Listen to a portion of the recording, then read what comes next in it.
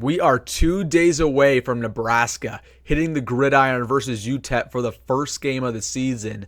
So in today's video, I'm going to give you my key players to success, which guys come up clutch for the Huskers and bring Nebraska to a 1-0 record. So really quick, we have a lot to talk about today.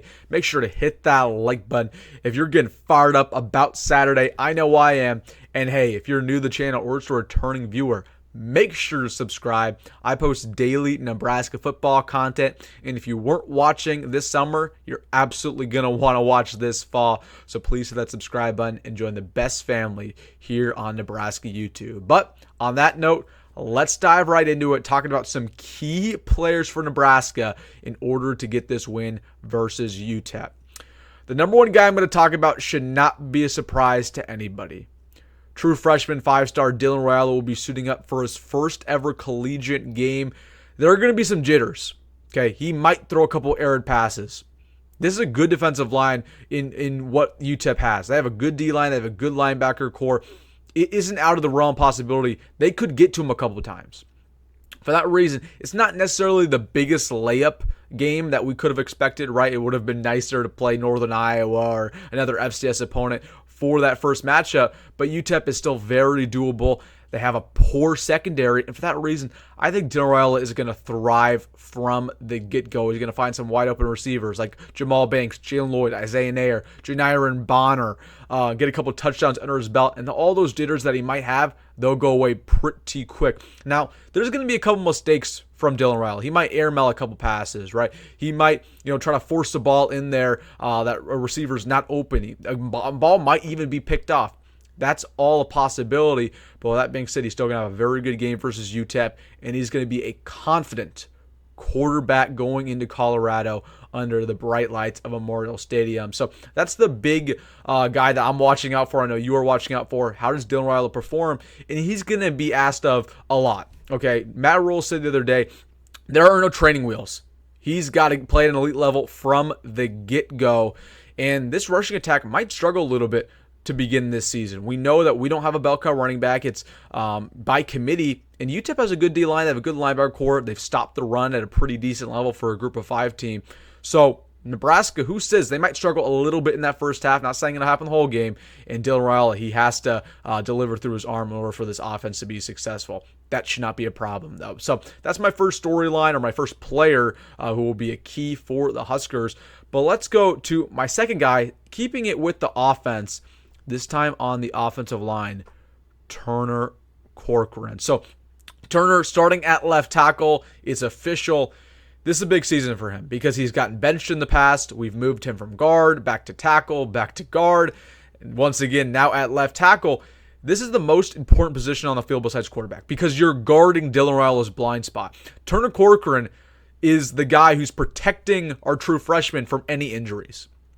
Okay, that blind spot is so important. He has got to start off the season at a good level. Now, Turner Corcoran, people forget, was a borderline 5-star coming out of high school. We know he can play very well.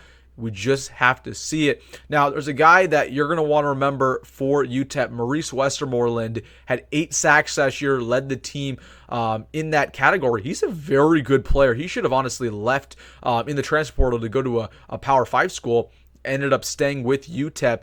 That's going to be a matchup that might not be the best for the Huskers because he's a very talented player. Turner Corcoran needs to hold his own, build some confidence, stay healthy, and protect Dylan Raiola, please, because that is important not only for this game, but the rest of the season. So that's my second key player. Let's go to the defensive side of the football. This time on the D-line, I'm going to go with Jamari Butler. Now, I was going in between a couple defensive linemen. Do I mention Nash? Do I mention Ty Robinson?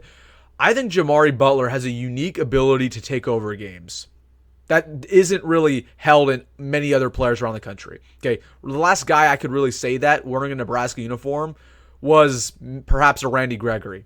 Okay, Jamari Butler is such a natural pass rusher. He's so much of a freak athlete where I believe that he can get to the quarterback 2, 3, 4 times a game against an inferior opponent like UTEP. Jamari Butler is so good getting to the quarterback. Okay, if he can get to the starting quarterback for UTEP a couple of times, really have the pocket break down. Maybe a guy like Ty gets to him as well. Nash will get involved.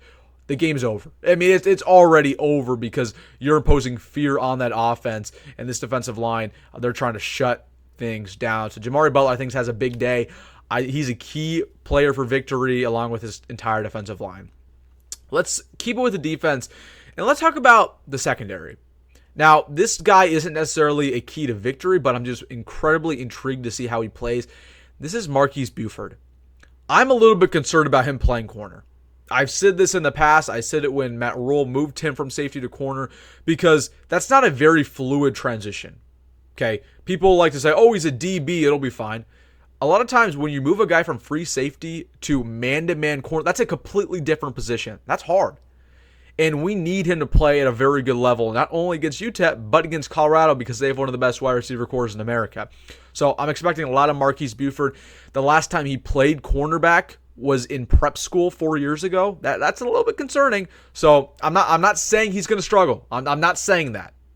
He could very well go out there and play very well, but I need to see it. I need to see it to believe it, so I'm going to have my eyes on Marquise Buford, and hopefully some other guys in the secondary make some plays. We're going to have the reserves in this game. Like a guy like Larry Tarver is going to get reps, or a guy like Amari Sanders will get reps, and we need them to play good too. One last guy I want to mention on this defense, another guy I want to see play well, is Stephon Thompson. So Stephon is not starting for Nebraska. He's basically that third or fourth inside backer on the depth chart. He's going to get reps though. Okay, we rotate backers a lot, just like we rotate the defensive line a lot, so he'll get a lot of reps.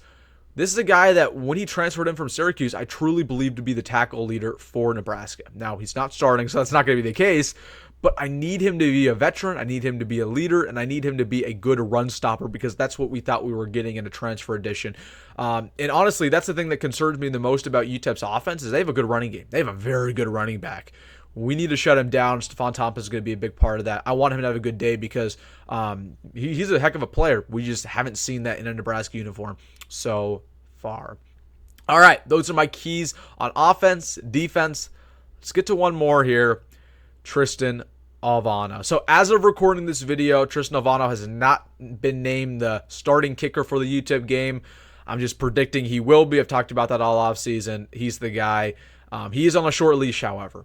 Okay, Tristan Alvano needs to knock down his kicks. Needs to. It's a need to situation because if he goes out there and even misses one, he could get pulled for John Hull because that's how tight this kicker battle has been. We need him to have confidence. We need him to go and knock down those field goals from 35, 40 yards out at a high level. And once again, he needs to be playing good going into Colorado because this is a warm-up game. We're going to win. I'm not going to sugarcoat it. We're winning. Okay, we will win by a couple touchdowns or more. We are not an upset watch. Or maybe we are, but we'll get into that tomorrow. However, I think Tristan Alvano needs to play very well in order to have some confidence going into Colorado because that's a real game we need to be concerned about. So, all right, those are my key players for Nebraska going into the UTEP game. Let me know down below. Who is your key player for success in order for Nebraska to get a week 1 victory? Let me know down below. And hey, if you made this far in the video, make sure to hit that like button and subscribe. And as always, folks, go Big Red, go Matt Rhule, and see you in the next one.